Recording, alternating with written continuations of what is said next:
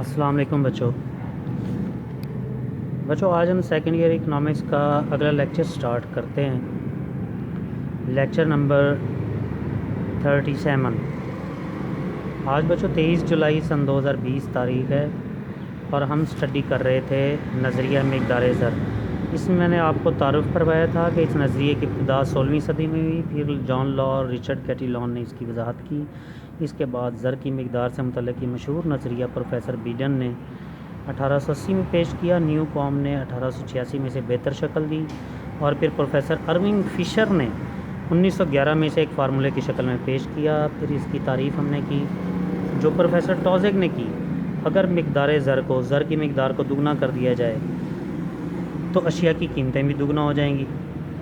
मसलन 100 रुपये का नोट है, उससे पहले एक शय ख़रीदी जा रही थी, तो अगर ज़र की मिक़दार को दुगना कर दिया जाए, 100 की बजाय 200 कर दिया जाए, तो शय तो वही रहे एक, तो वो शय की कीमत 100 रुपये से बढ़ाकर 200 रुपये करनी पड़ती है, तो शय अशिया की कीमतें दुगना हो जाएंगी और ज़र की कदर निस्फ़ रह जाती, आधी रह जाती है। मसलन ज़र की वैल्यू कैसे आधी रह जाती कि ज़र पहले 100 रुपये के नोट से जो शय ख़रीदी जा रही थी, अब वो 100 रुपये की आधी शय मिलेगी। यानी अगर 1 किलो आम ख़रीदा जा रहा था 100 रुपये का, तो अब वो 200 रुपये किलो हो जाए, तो फिर ज़र की कदर क्या हो जाएगी, 100 रुपये का आधा किलो आम मिलेगा, तो ज़र की कदर निस्फ़ रह जाती है। अगर दीगर अमूर बशर्ते कि दीगर अमूर जूँ के तूँ रहें, बदसूर रहें, और फिर अगर मिक़दार ज़र को निस्फ़ कर दिया जाए, आधा कर दिया जाए, यानी 100 रुपये की 1 किलोग्राम आम मिल रहा था, ज़र की मिक़दार को 50 रुपये कर दिया जाए, तो अब उस आम की कीमत को 50 रुपये कर दिया जाएगा। अशिया की कीमत निस्फ़ हो जाती है और ज़र की कदर दुगना हो जाती है कि वही 100 रुपये का नोट अब 100 रुपये से 2 किलो आम ख़रीदे जा सकते हैं, इसलिए ज़र की कदर दुगना हो जाती है। तो बच्चों इस हवाले से मैंने मसावात भी बताई थी। प्रोफेसर फ़िशर ने जो मसावात पेश की, कीमतें बराबर होती हैं कानूनी ज़र मल्टीप्लाई कानूनी ज़र की रफ़्तार गर्दिश, यानी वो कानूनी ज़र जो करेंसी कॉइन्स और करेंसी नोट्स पर मुश्तमिल होता है, प्लस एतबारी ज़र और एतबारी ज़र की रफ़्तार गर्दिश, मल्टीप्लाई कर देंगे इन दोनों को। तो एतबारी ज़र में चेक, हुंडियाँ, बॉन्ड्स वगैरह हैं, शामिल हैं, इनको भी शामिल कर लिया जाता है और इनकी रफ़्तार गर्दिश को भी शामिल कर लिया जाता है। इसी तरह से मैंने फिर वो आप लोगों को मैथमेटिकल बताया था कि पी से मुराद प्राइसेस हैं, कीमतें हैं, is equal to M money supply है कानूनी ज़र की, वी वेलोसिटी है यानी रफ़्तार गर्दिश है कानूनी ज़र की, प्लस एम बार या एम प्राइम जो है वो मनी सप्लाई ज़ाहिर करेगा एतबारी ज़र की, और वी बार जो है वो एतबारी ज़र की रफ़्तार गर्दिश को ज़ाहिर करता है। टी जो है वो कीमतों का म्यार है, अशिया का लेन देन, अशिया के लेन देन की मिक़दार है। तो बच्चों ये सारा नीचे लिखा हुआ भी है कि P, M, V, M bar, V bar और टी से क्या मुराद है, ये आप लोग कर लेंगे तैयार। और फ़िशर ने इस नज़रिए की वजाहत करते हुए इसमें हर किस्म के ज़र को शामिल किया, यानी वो तमाम तर ज़र जो कि हुकूमत या मरकज़ी बैंक जारी करता है, ज़रब उसकी रफ़्तार गर्दिश, और उसके साथ एतबारी ज़र की मिक़दार और यानी चेक, ड्राफ्ट, हुंडियाँ बैंक के जो होते हैं उनको ज़रब कर देंगे उनकी रफ़्तार गर्दिश। इसके बाद हम देखेंगे इसमें दूसरी शय जो वो अशिया की मिक़दार है जो कि मुल्क में पैदा होती है, लेन देन में आती है, इसको ज़र की मदद से ख़रीदा जाता है। फार्मूले में जिन अमूर को बदसूर फ़र्ज़ किया गया, इनमें कानूनी ज़र की रफ़्तार गर्दिश, एतबारी ज़र की रफ़्तार गर्दिश और अशिया की मिक़दार टी शामिल है। यानी बटे में जो टी है उसको एज़ इट फ़र्ज़ कर लिया, कानूनी ज़र और एतबारी ज़र की रफ़्तार गर्दिश को भी हमने साकिन फ़र्ज़ कर लिया, यानी इनमें कोई तब्दीली नहीं आती, सिर्फ मनी सप्लाई में तब्दीली आएगी, एम में तब्दीली आएगी। अगर हम साबका मिसाल को सामने रखते हुए हम मिसाल दें तो देखते हैं, अगर अशिया की मिक़दार भी 100 हो, ज़र की मिक़दार भी 100 हो, यानी ये साकिन मिक़दारें हैं,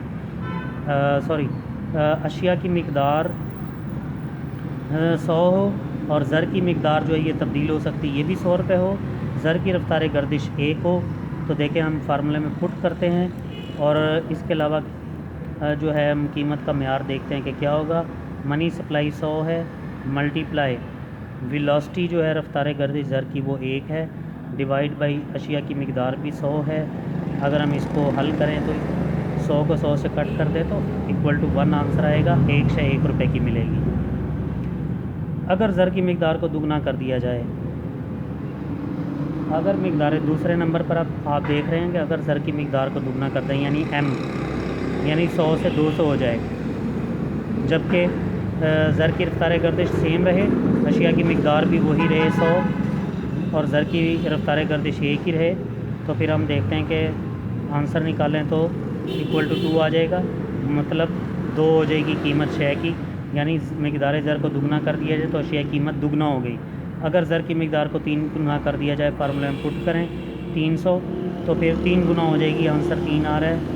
तो देखें ये ज़र की मिकदार को 3 गुना करने से अशिया की कीमतें भी 3 गुना हो गई हैं और ज़र की कदर 3 गुना कम हो गई है।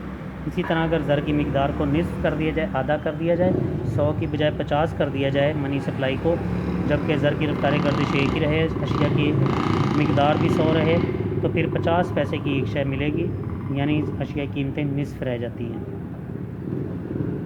बस इससे ज़ाहिर होता है अगर ज़र की रफ्तार गर्दिश में तब्दीली ना आए, अशिया खिदमात में भी कोई तब्दीली ना आए, ये जूँ के तूँ रहें, बदसूर रहें, तो ज़र की मिकदार को दुगना करने से कीमतें दुगना, ज़र की मिकदार को निस्फ़ करने से कीमतें निस्फ़ हो जाती हैं। ये डायग्राम से भी ज़ाहिर है। डायग्राम में भी देखें तो कीमत 10 रुपये, मनी सप्लाई MS बार पर दिया हुआ 100 है, जब कीमत मनी सप्लाई 100 से 200 कर दी गई, ज़र की मिकदार दुगना हुई तो कीमतें 10 से 20 हो गई।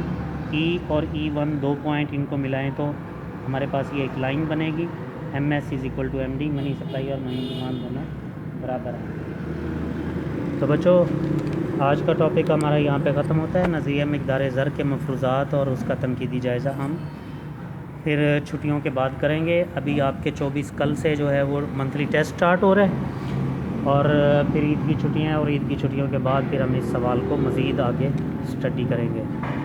तो बच्चों पेपर का पैटर्न मैं बता चुका हूँ आपको, सिलेबस भी बता चुका हूँ, दोबारा बता देता हूँ आज फिर। सिलेबस आपका मंथली टेस्ट में जो होगा इकनॉमिक्स का, वो पहले चैप्टर में हमने स्टडी किया हुआ है।